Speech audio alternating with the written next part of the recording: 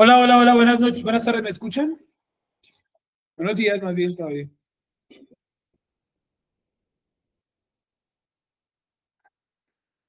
Hola, ¿se me logran escuchar ahí?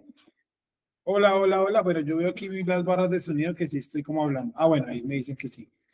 Listo, muy buenos días para todos. Vamos a empezar con la clase número 130 del libro de Isaías. Hoy, para todos ustedes, pues,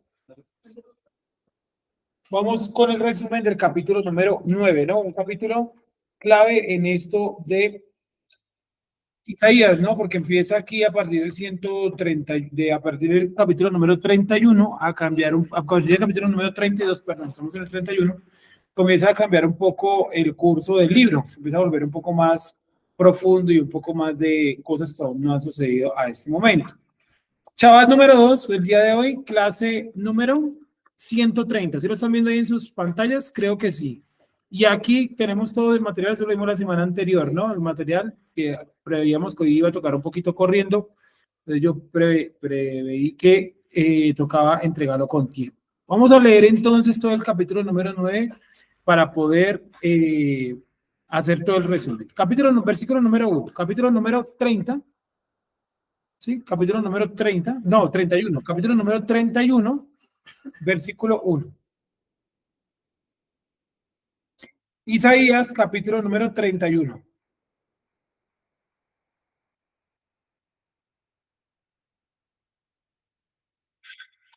Dice, hay de los que bajan a Egipto por socorro y se apoyan en caballos y ponen su confianza en carros de guerra, porque son muchos sin caballería por ser fuertes, pero no miran al Santo de Israel ni acuden a Yohed Bajei. Ya la semana anterior incluso entregamos también el folletico, ¿correcto?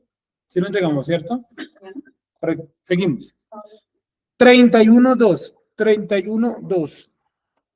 Aunque él también es sabio y trae el mal y no revoca sus palabras, sino que se levanta contra la casa de los malhechores y contra el auxilio de los abrazadores de la iniquidad. Estamos diciendo que ahí se refiere tanto a Israel como también a Egipto, ¿correcto? Pero los egipcios son hombres y no dioses, y sus caballos son carne y no espíritu.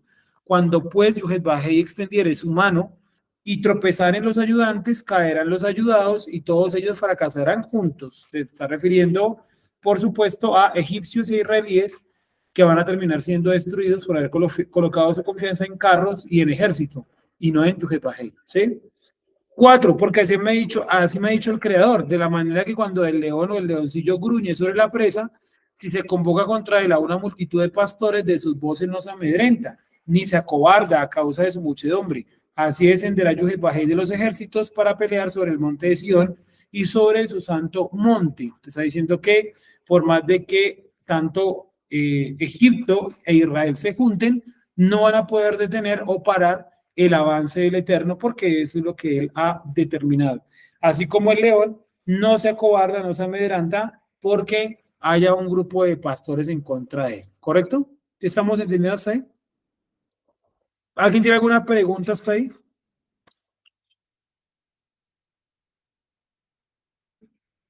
Todo claro hasta ahí, ¿cierto? Continuamos entonces. Dice entonces el versículo número 5, como aves que vuelan alrededor de su nido, así Yud-Hel-Bajé de los ejércitos escudará a Jerusalén. Escudando lo librará y pasando por encima la salvará. Volveos a aquel de quien se ha revelado con profundo intento los hijos de Israel. Se está diciendo que hay que volver del cual se revelaron. O sea, hay que volver al Eterno, básicamente lo que está diciendo el texto. Porque en aquel día cada cual rechazará con desprecio sus ídolos de plata. Pues, obvio, si no tiene ninguna efectividad contra los pueblos invasores, ¿para qué servirían los ídolos? De nada. Y sus ídolos de oro, que vuestras manos los han hecho para pecado. Y caerá el asirio por espada, mas no de hombre, y espada no de ser humano, le devorará y se pondrá en fuga delante de la espada. Sus guerreros escogidos serán hechos tributarios. ¿Sí? Hechos tributarios. 9. Y su fortaleza se pasará a causa del terror y sus príncipes se amedrentarán a la vista de una bandera, dice el Creador. cuyo fuego está en Sion y su horno en Jerusalén. Entonces aquí tenemos algo que van a mencionar y es que los capítulos 29, 30 y 31 de Isaías están todos conectados entre ellos. Realmente es una sola profecía, es un solo relato. Capítulo 29, capítulo número 30 y capítulo número 31 de Isaías están todos interconectados entre sí. Es un mismo relato. Básicamente Dios diciendo que Israel iba a hacer alianzas con Egipto, que iban a terminar destruidos, pero que Dios iba a guardar a Jerusalén. ¿Y cómo le iba a guardar? En ese texto dice, no con espada de hombre, sino con la presencia del Creador. Y leímos la semana anterior, Segunda de Reyes 19, donde vimos que el Creador efectivamente, ¿qué hizo? Colocó una peste, dice ahí, en el campamento de los asirios y eso los hizo volver a su tierra. ¿Cuál dijimos que pudo haber sido esa peste que Dios les colocó? ¿Cuál creen ustedes que pudo haber sido esa peste que Dios colocó?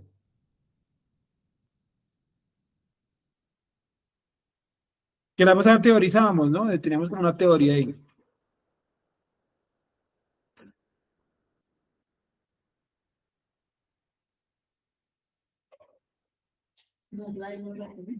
Sí, correcto. Que en ese lugar justamente habían encontrado una gran cantidad de muestras de ratones y que habíamos dicho que era muy probable que ese campamento hubiese sufrido una invasión de estos animales y que con la mordedura esa enfermedad era prácticamente imposible, ¿no? De curar. Me estoy refiriendo a la enfermedad que da por la mordedura de ratones, es decir, ¿cuál? Esa es una y la otra es la difteria, ¿cierto? Que esa, no sé cuánto es una diarrea incontrolable.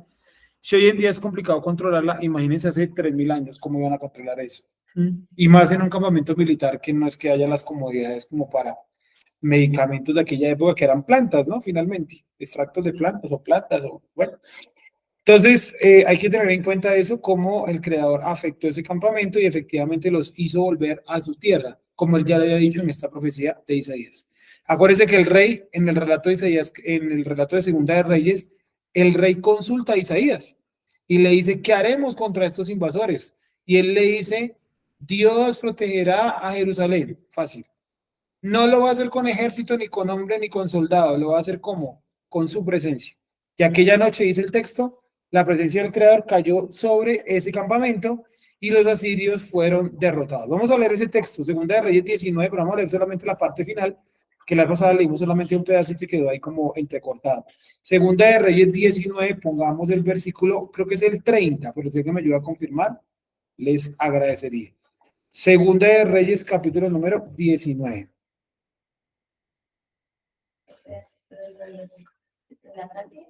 Sí, la parte donde Dios los hace huir. 33, 32, perdón. 32 para leerlo con un poquito de contexto. Espérenme que quite aquí los versículos para que podamos proyectar la pantalla y podamos ver mejor. La veo por acá. Allá. Entonces, Segunda de Reyes, capítulo 19, versículo 32. Segunda de Reyes, 19, 32. Creo que ya la mayoría debe estar por ahí cerca, ¿cierto? Segunda de Reyes 19, 32.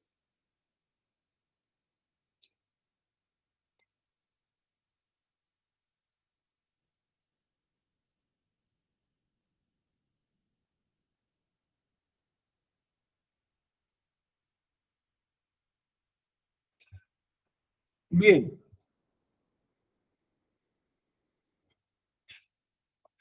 dicen 32, Segunda de Reyes 19, 32. Por tanto, así dice el Creador acerca del rey de Asiria. No entrará en esta ciudad. Es lo mismo que había profetizado en Isaías 31.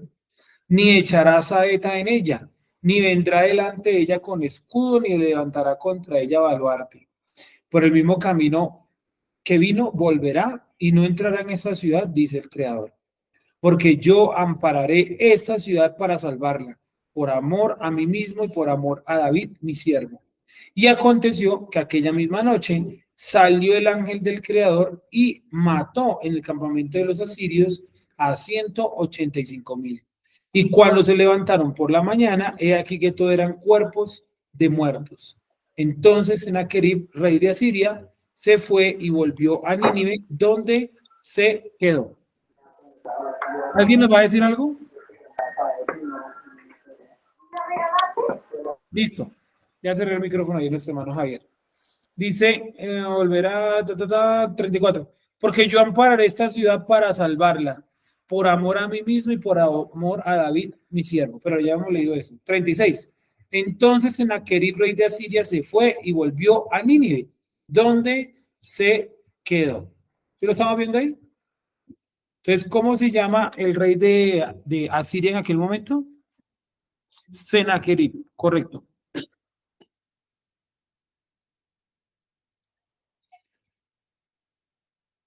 ¿Alguna preguntita está ahí?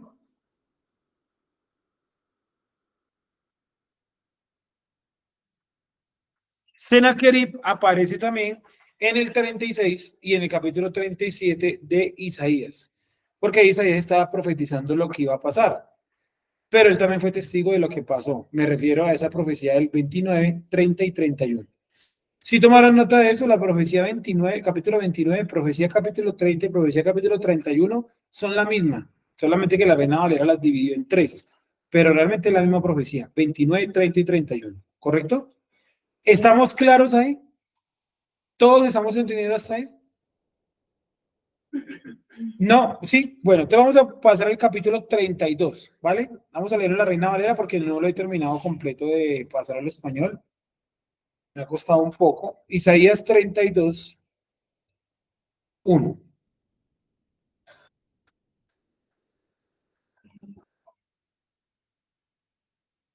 ¿Cómo titula? Que yo digo, aquí es donde el libro empieza como a coger para otro lado.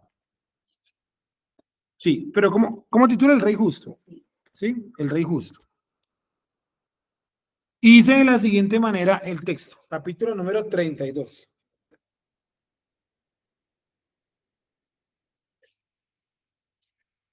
He aquí que para justicia reinará un rey y príncipes presidirán en juicio. Será aquel varón como escondedero contra el viento y como refugio contra el turbión, como arroyos de aguas en tierra de sequedad y como sombra de gran peñasco en tierra calurosa. No se ofuscarán entonces los ojos de los que le ven, y los oídos de los oyentes oirán atentos. Y el corazón de los necios entenderá para saber, y la lengua de los tartamudos hablará rápida y claramente.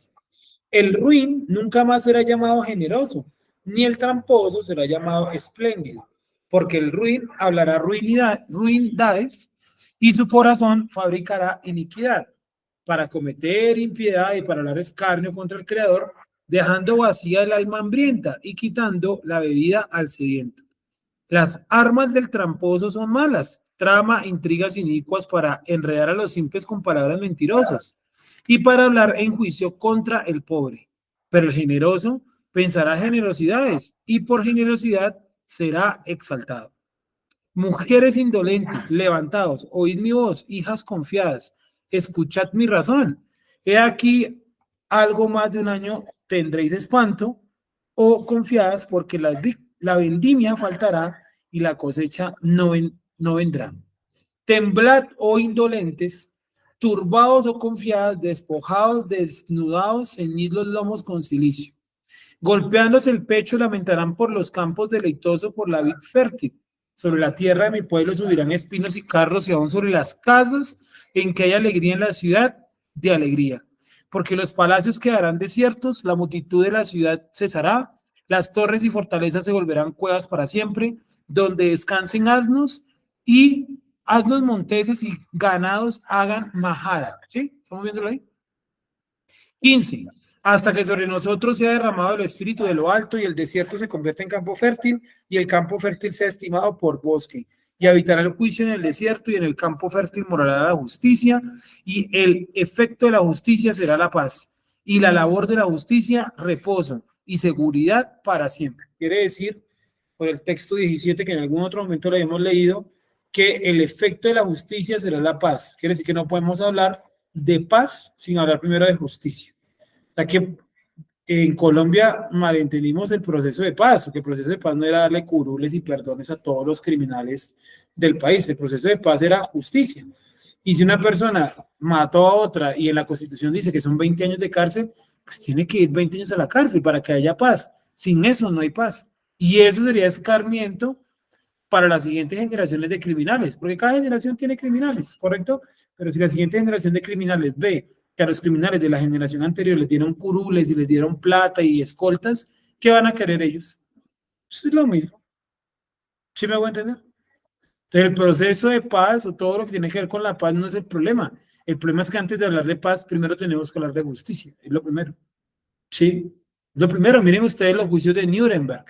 ¿Sí saben qué fueron los juicios de Nuremberg? No, no les suena, no.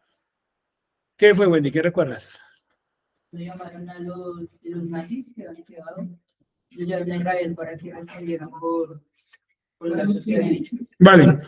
Juicios de Nuremberg se desarrollaron en Nuremberg, Alemania, que había sido el lugar donde Hitler había iniciado su carrera política y donde tenía mayor apoyo de parte de los ciudadanos. Y allá llevaron a todos los líderes nazis que se rindieron con los estadounidenses, ¿sí? Porque en la Segunda Guerra Mundial los alemanes se rindieron en dos partes. En la parte occidental de la ciudad, o sea, lo que luego va a ser Alemania Occidental, se rindieron a Estados Unidos. Y en la Alemania Oriental se rindieron a los rusos, ¿sí? Los rusos no hicieron proceso de paz, no hicieron proceso de juicio, no. Los cogieron a todos los que sobrevivieron y los mandaron años, algunos hasta 20 años, a campos de concentración en Siberia, o sea, donde la temperatura es menos 30 y pico grados bajo cero. De 3 millones de personas alemanas que se rindieron a los rusos en la parte rusa, solamente volvieron alrededor de 1.200. O sea, los otros 2 millones y pico murieron en los campos de concentración.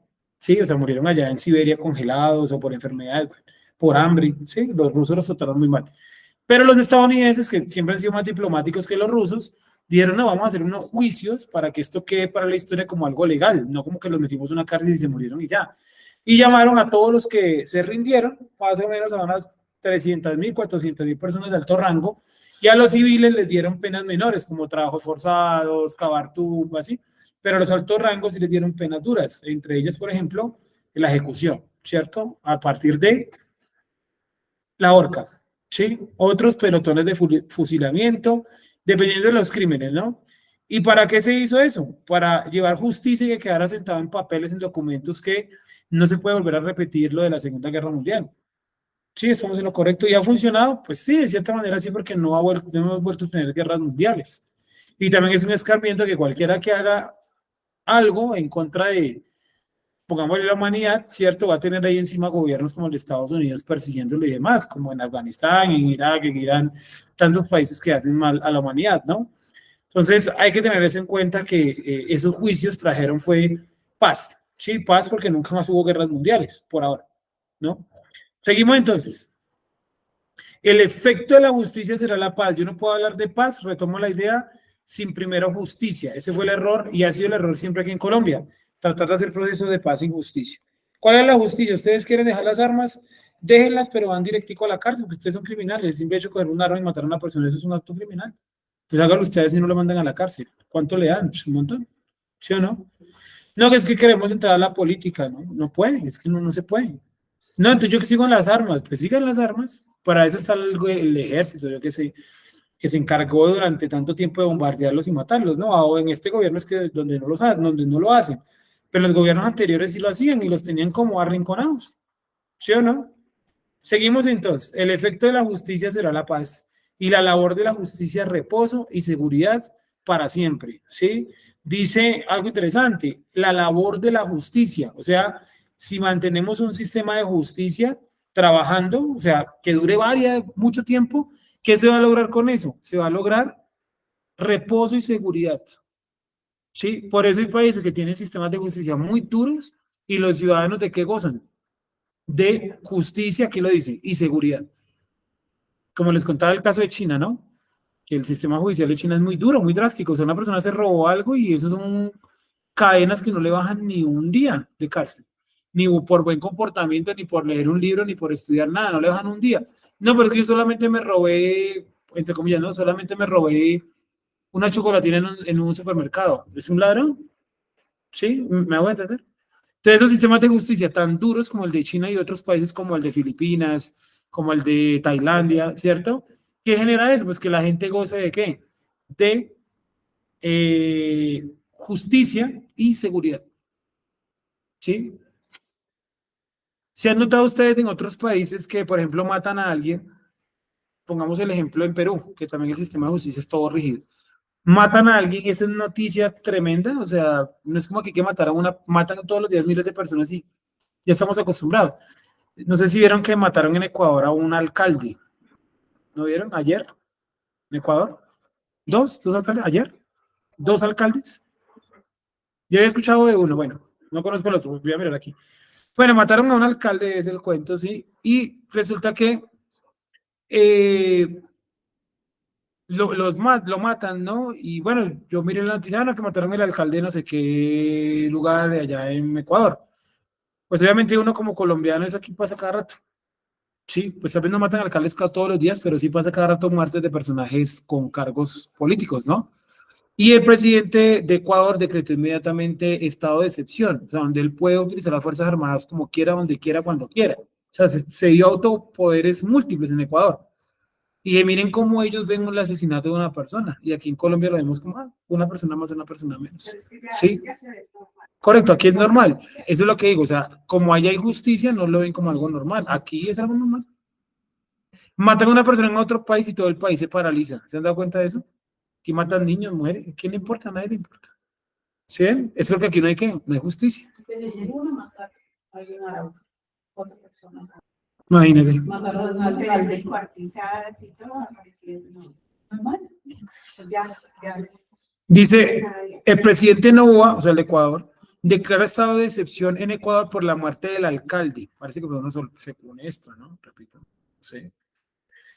En fin, no, es interesante ver cómo en otros países tienen una noción de justicia distinta a la de acá. Acá usted sabe que capturan a una persona en la calle y a los 2 días ya está por ahí otra vez haciendo lo mismo, ¿no? Si han cogido personas que tienen casa por cárcel, que les colocan esas manillas de seguridad, que en teoría eso no le pueden quitar, que no hay forma de quitárselo, ¿no? Y las personas encontraron a uno en la calle sin la manilla. Y no saben, obviamente, eso para todo hay trampa, ¿no? Pero de alguna manera se quitó esa manilla y la dejó en la casa. Y claro, la policía fue a visitarlo, pues encontró la amarilla, pero no estaba el tipo. Y el tipo en la calle delinquiendo. Fue un muchacho aquí de Bogotá y lo capturaron no sé en dónde. Bueno, alguien lo sapió y lo capturaron otra vez, ¿sí? Vamos a seguir leyendo. Entonces, cuando yo aplico un sistema de justicia durante un buen tiempo, que encontramos? Reposo y seguridad. Lo que les contaba la esposa de China, que la gente va a supermercados en China, a supermercados no, a centros comerciales, y dejan las maletas a la entrada en cualquier lugar porque ellos saben que nadie se las va a llevar. Donde ya la dejaron, ahí la encuentran. Pero eso no es porque los chinos sean superiores moralmente, no es que tienen un sistema de justicia que sí castiga, sí, a los ladrones, les da miedo, sí, pero sirve, sí, tiene su efecto. Seguridad para siempre. Y mi pueblo, 18, habitará en morada de paz, sí, que eso es Jerusalén. Alguien que me confirme ese término ahí en hebreo, que ¿cómo lo dice? Morada de paz, no sé si se llama Macón, Majón, bueno, ayúdenme a mirar. Morada de paz en habitaciones seguras y en recreos de reposo. Cuando caiga granizo, caerá en los montes y la ciudad será del todo abatida. Dichosos vosotros que sembráis junto a las aguas y dejáis libres al buey y al asno. Todo eso lo vamos a ver, pero está hablando de un rey de justicia que viene a reinar. Y dice un rey, no dice rey o el rey, dice un rey, o sea, es un personaje en específico. Los judíos dicen que este rey en específico es Josías. Y yo creo que no es Josías, porque ya hemos visto que Josías en su reinado también tuvo muchos problemas. Pues que el personaje de Josías está, en el judaísmo está sobreexaltado, porque muchos de estos textos ellos no encontraron a quién ponérselo. Y como el único rey bueno de esa época fue Josías, tocó ponerle todo a él para decir que el Mesías no existe. ¿Sí me van a entender? ¿Qué vieron ahí? ¿Cómo dice morada de paz en el 18? En el hebreo. Neví. Neví. ¿Y qué es Neví? Que esa palabra es profeta, ¿no? Naví, Neví. Encantador, una casa de Dios, templo. Como templo de paz. Neví. Shalom. ¿Sí dice Shalom? Como toca mirarlo porque yo no, este no lo tengo, hasta ya no he llegado traduciendo y voy como en el 6 nomás. Pero bueno, la otra semana ya lo tendremos casi todo listo, ¿vale? Entonces, la siguiente semana iniciamos con el capítulo número 32. Alguien que me diga cómo titula el 33. Jehová traerá salvación. Jehová traerá salvación. 33. ¿Y el 34? La ira de Jehová contra las naciones. Correcto. Le damos un momentico un pedacito del 33.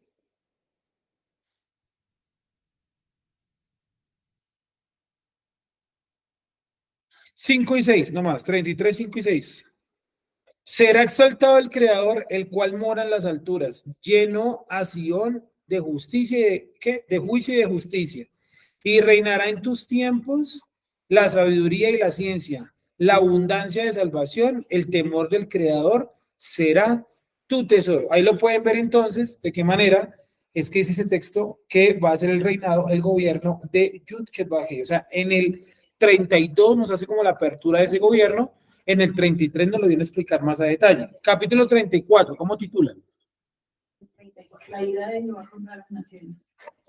Ahí comienza como a hablar del juicio y demás. Y el 35, que es el último, así como, Futuro glorioso de Sión. ya es la solución. Entonces, anuncia el gobierno, describe el gobierno, el castigo a las naciones y luego el futuro glorioso. O sea, está toda la línea, ¿no? Correcto, está previo a la gran tribulación, no, la gran tribulación, el gobierno de Yeshua, el castigo a las naciones y el milenio. Ahí está todo. Sí, está todo en ese orden, 32, 33, 34, 35. Entonces, es la lectura como larga, ¿no? Porque estos libros fueron escritos todos de golpe. O sea, es uno, ay, ves que el capítulo 31. Ellos escribieron eso de golpe. Los que lo dieron en capítulo fueron los judíos algunos y los católicos otros, ¿sí? Para poderlo estudiar y poderlo repasar de manera más corta. Porque imagínense que fuéramos a estudiar el capítulo 32 y incluyera el 32, el 33, el 34, el 35, mucho tema. Entonces, ¿cómo lo hicieron? Ellos lo dividieron en secciones más pequeñas, capítulos. Pero eso es lo que vamos a ver.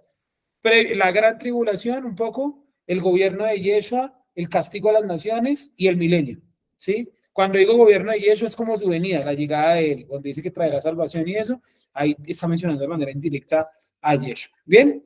¿Preguntitas hasta ahí? ¿No? Bueno, recordándoles que mañana, domingo, tendremos entonces nuestra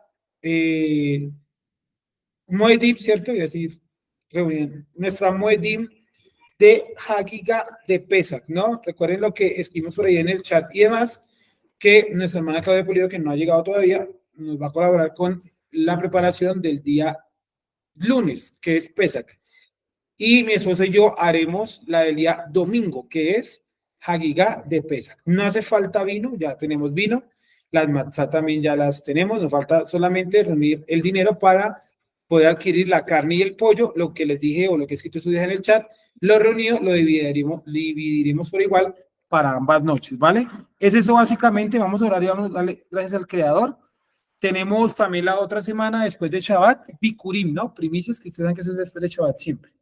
Vamos a darle gracias al Creador, vamos a colocar en sus manos de una vez Hagiga de Pesach. Recuerden que desde mañana al atardecer ya empieza lo de panes sin levadura, ¿no? De mañana al atardecer, porque acuérdense que dice que de este día la comerás con panes sin levadura. O sea, desde el 14 empezás a comer. Y la fiesta de los panes sin levadura es desde el 15 hasta el 21. ¿Sí? Me sigan por atrás. Aunque hay un texto que dice del 14 comerás panes sin levadura, está en Éxodo. Ya lo he visto también. Del 14 al 21 tenemos los panes sin levadura. ¿Qué es los panes sin levadura? Hacer los panes sin levadura, comer panes sin levadura, ¿cierto? Y no comer nada con levadura. Son dos mandamientos distintos, ¿no? Entonces, supongo que tendremos experiencias interesantes este año para que contemos después, porque como les digo, está un poco ahí como un poquito atravesado según el calendario católico, pues obviamente no nos coincide con un descanso y bueno, vamos a ponerle todo el ánimo para poderlo hacer conforme a lo que el Creador ha mandado. Vamos a orar, vamos a agradecer todas las gracias del Creador.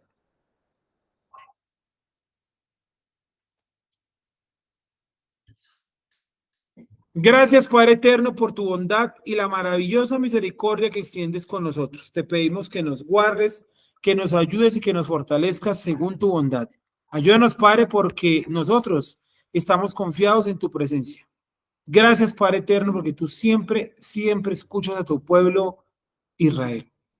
Gracias, Padre eterno, porque hoy más que nunca te pedimos por la protección de los hermanos judíos que se encuentran en la tierra del Estado de Israel, porque pasan momentos complejos de seguridad, de vida o muerte, pero de seguro tú tendrás toda misericordia y toda bondad de ellos. Por eso, Padre eterno, te exaltamos y te alabamos grandemente. Digno eres tú de misericordia y justicia, Padre eterno. Guárdanos en este Shabbat, te lo pedimos. Coloca sabiduría en la boca, en las manos de aquellos que tienen la posibilidad de transmitir tu palabra. Y acuérdate de nosotros cuando clamamos a ti. Gracias te damos, Rey eterno, por tu infinita bondad y tu infinita misericordia. Gracias, Padre eterno, porque tú siempre escuchas a tu nación. Y gracias por nuestra vida y por nuestra salud. Colocamos en tus manos Hagigá de Pesach, colocamos en tus manos también Pesach, Hag Hamatzot, o la fiesta de los panes sin levadura, Bikurim y el conteo del Omer que nos llevará a Shavuot. Gracias, Padre eterno. Amén. Amigos, muchas gracias. Nos vemos ahorita en la tarde. Recuerden que hay otras enseñanzas desde las 2, clase de historia y por último, la parashá de la semana, parashá Noach. Que estén muy bien, gracias y bueno, nos hablamos pronto. Shalom.